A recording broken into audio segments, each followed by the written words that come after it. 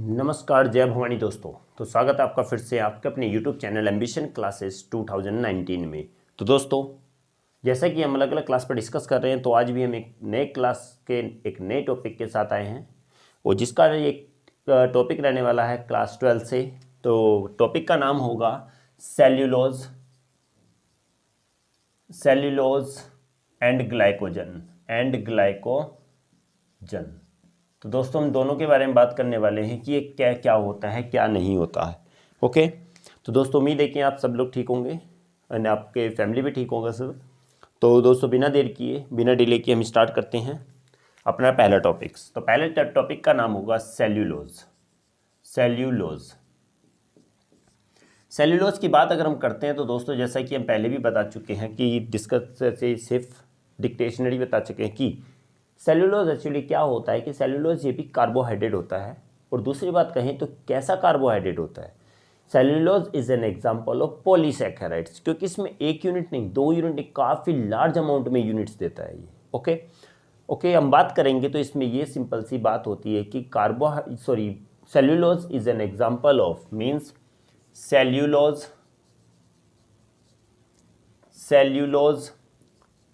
is an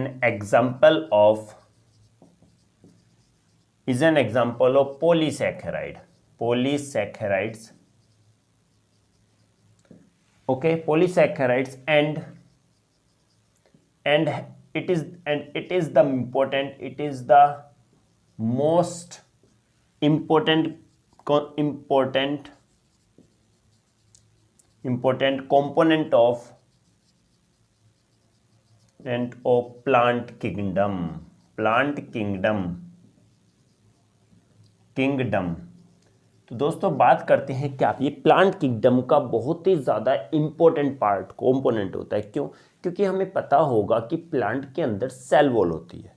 is it clear? I think we have already know that what the cell walls in plant cell walls are present, and the cell wall is made up of cellulose, or in a plants millions of cells are present, so we can say that a large amount of cellulose is present, so we can say this is the most important component of plant kingdom।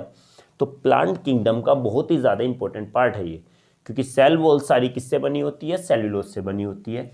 तो बात करते हैं, it is a long straight chain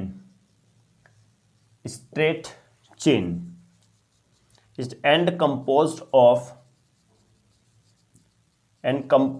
of beta D glucose, which beta D glucose by glycosidic linkage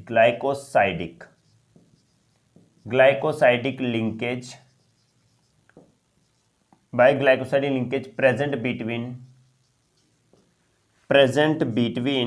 C1 of first unit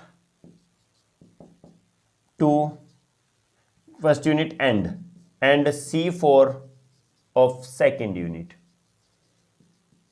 इसमें क्या होता है कि ये स्ट्रेट चेन होती है, बहुत स्ट्रेट लंबी चेन होती है। और दूसरी बात करते हैं, इससे किससे बना होता है? इसमें जो मोनोसैकेराइड होगा वो कौन सा होगा? बीटा डी ग्लूकोज होने वाला है। क्या होगा? Beta D glucose. और ऐसी यूनिट आपस में जुड़ के बीटा डी ग्लूकोज आपस में जुड़ के बहुत बड़ी लंबी चेन बना लेते हैं। और चेन के बीच में जो लिंकेज होती है वो ग्लाइकोसाइडिक लिंकेज होगी। Why? Because we have already studied that the glycosidic linkage present in carbohydrate. Okay? In carbohydrate में कोई सा भी कार्बोहाइड्रेट हो, कौन सी लिंकेज होगी? उसमें ग्लाइकोसाइडिक लिंकेज होगी। ओके, बात करते हैं इसके स्ट्रक्चर की। तो first of all we have to draw the structure of beta D glucose. Okay, तो दोस्तों बीटा डी ग्लूकोज की अगर हम बात करते हैं तो अभी पहले हमने बताया भी है कि बीटा डी ग्लूकोज की अगर बात आती है तो अल्फा और बीटा में क्या डिफरेंस होगा?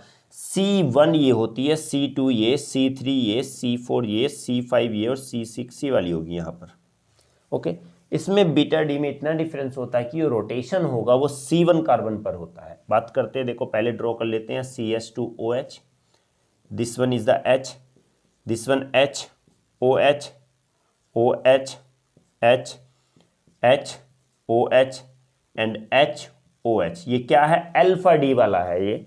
ये अल्फा डी का स्ट्रक्चर है। जब बीटा डी होगा तो इसमें रोटेशन कहाँ पर होगा, C1। C1 पर रोटेशन का मतलब है कि OH तो ऊपर आ जाएगा और H नीचे आ जाएगा। Okay, this one is the beta D glucose. ये समझ के चलना, बिल्कुल सिंपल सी चीज है, इतनी बड़ी बात नहीं है। आगे बात आती है O, फिर से बना लेते हैं एक बीटा डी का, बीटा डी ग्लूकोज हम फिर से बना लेते हैं। देखो दोस्तों, ये बना लिया एक और, सिंपल है, देखा कितनी जल्दी बन गया, CH2OH and this one is the H, बड़ा करके लिखते हैं CH2OH, this one H, this one H, OH, OH, H, H, OH and this one OH, H। क्यों? क्योंकि OHH ये C1 पोजीशन पर रोटेशन होगा। एक और ड्रॉ कर लेते हैं दोस्तों, बहुत अच्छा लग रहा है बनाते हुए। ओके, ये देखो एक और बना लेते हैं हम, यहाँ पर ड्रॉ किया, ये ड्रॉ किया, ये ड्रॉ किया, ये भी। अब हम भी यहाँ पर लिखेंगे बिल्कुल same, CH2OH, H, H, OH, OH, H, H, OH and OH, H। Okay दोस्तों, बात करेंगे इनमें लिंकेज की। ये चेन ऐसी बनता चला जाएगा, बहुत बड़ा मॉलिक्यूल बन जाएगा। अब हमने कहा गया कि C1, C2, C3, C4 कहाँ पर होने वाला है, C1 ऑफ फर्स्ट इसका और C4 ऑफ सेकंड, तो इसके और इसके बीच में लिंकेज होगी। अब लिंकेज हमने कहा ये तो OH OH है, तो यस OH एक यहाँ पर है, एक OH यहाँ पर है। OH OH जब होगा तो हमने कहा था कि OH OH जब होता है तो इसमें वाटर मॉलिक्यूल निकल जाता है और क्या बचता है, सिर्फ O बचता है, बिकॉज H2 और O, ये वाटर निकल गया और बचा O। तो हम इन दोनों की बॉन्डिंग ऐसे ही करेंगे। हम इसकी थोड़ी देर के ये मिटा देते हैं, रफ कर देते हैं। अगर इसकी बात आएगी तो OH यहाँ से रफ करते हैं, यहाँ भी रफ करते हैं। अब दोस्तों इस टाइप से इसको क्या कर देते हैं, हम जोड़ देते हैं। ओके दोस्तों, ये इस टाइप से ही जोड़ा जाएगा, ध्यान रखना। ये नहीं कि सीधे ये ऐसे जोड़ दे, नहीं ऐसे नहीं जोड़ेंगे, इस टाइप की इसमें बॉन्डिंग होगी। ग्लाइकोसाइडिक लिंकेज ऐसे बनेगा। ठीक सेम इसमें भी ऐसी होने वाला है। This one is the OH and this one OH, दोनों को रिमूव किया, यहाँ से करके O ये हो गया और फिर एक O आ गया। ये ऐसे ग्लाइकोसाइडिक लिंकेज, और ये स्ट्रक्चर ऐसे ही बड़ा लॉन्ग चेन होती जाएगी। और यही स्ट्रक्चर क्या कहलाएगा दोस्तों, यही कहलाता है सेल्यूलोज।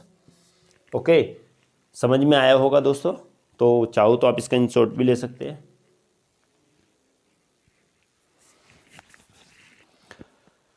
ओके दोस्तों, बात करेंगे सेकंड ग्लाइकोजन की। ग्लाइकोजन भी सिंपल है, इतना नहीं है। बात करते हैं ग्लाइकोजन। स्टार्च तो क्या होता है, स्टार्च तो होता है प्लांट के अंदर, ग्लाइकोजन होता है ह्यूमन के अंदर, हमारे बॉडी के अंदर होता है, एनिमल्स में होता है। तो बात करेंगे ग्लाइकोजन की। तो ग्लाइकोजन क्या है, means it is also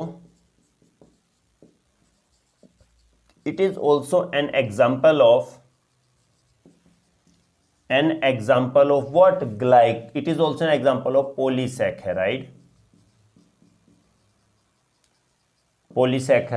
and also known as animal starch।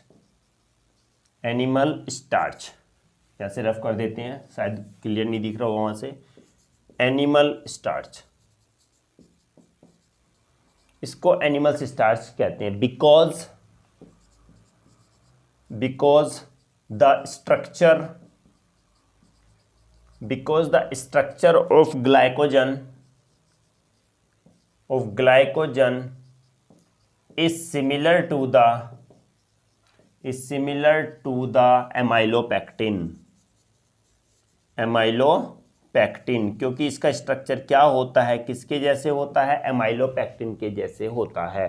तभी इसको क्या बोलते हैं, एनिमल स्टार्च भी कहा जाता है। Because amylopectin is the constituent of what, starch. हमने बताया था लास्ट क्लास में कि स्टार्च के दो कंपोनेंट होते हैं और अल्फा डी ग्लूकोज से बना होता है, और दो कंपोनेंट होते हैं। First one is the amylose, second one is the amylopectin. तो दोनों है तो क्या, स्टार्च ही तो है ना।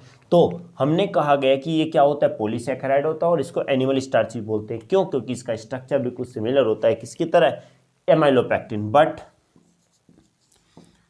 Have highly branched. इसमें ये होता है बहुत ही ज्यादा ब्रांच्ड होता है। ओके ना, बहुत ही ज़्यादा हाईली ब्रांच्ड होता है। Okay, when our body needs energy, then enzymes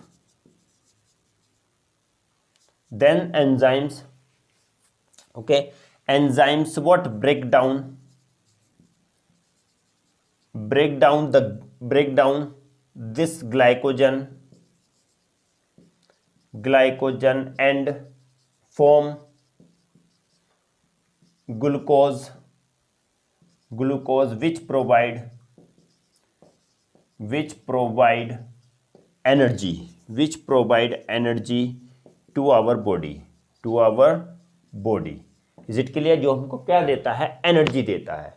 जब हमारी बॉडी को एनर्जी की जरूरत होती है तो एंजाइम्स क्या करते हैं? ग्लाइकोजन को ब्रेक डाउन कर देते हैं और ब्रेक डाउन करके क्या बना देते हैं? ग्लूकोज, और जिससे हमें क्या मिलती है? हमको एनर्जी मिलती है। मीन्स इट इज प्रेजेंट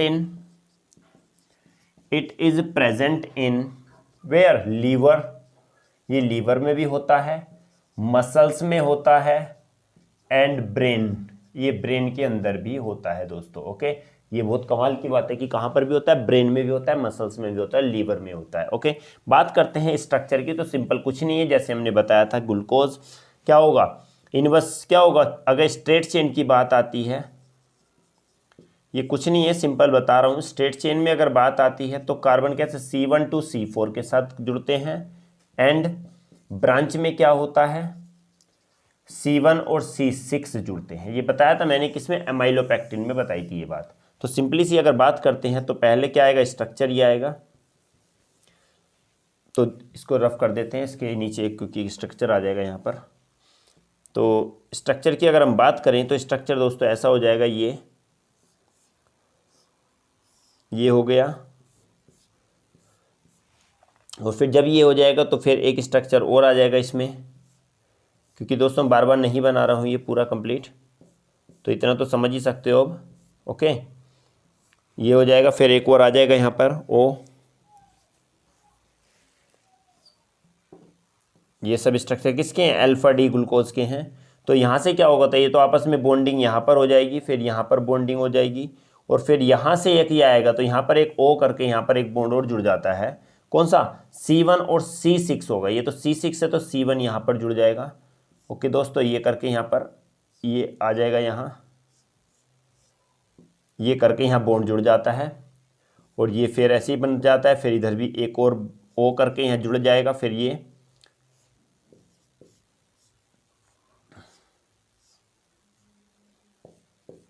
दोस्तों सब ऐसे ही बनता जाएगा O, फिर इधर से आके क्या होगा? फिर आके यहाँ पर एक और जुड़ जाएगा O करके, ऐसे ही हाईली ब्रांच स्ट्रक्चर हो जाता है। ये किसका?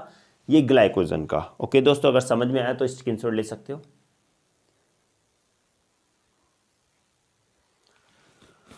ओके दोस्तों, आज के लिए बस इतना ही टॉपिक था, छोटा सा टॉपिक था, ज़्यादा बड़ा टॉपिक नहीं था आज का।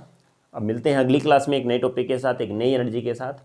तो दोस्तों अगर टॉपिक समझ में आया हो तो चैनल को लाइक, शेयर और सब्सक्राइब जरूर कीजिएगा, अपने दोस्तों में भी शेयर कीजिएगा ताकि उनको भी इसका बेनिफिट हो सके।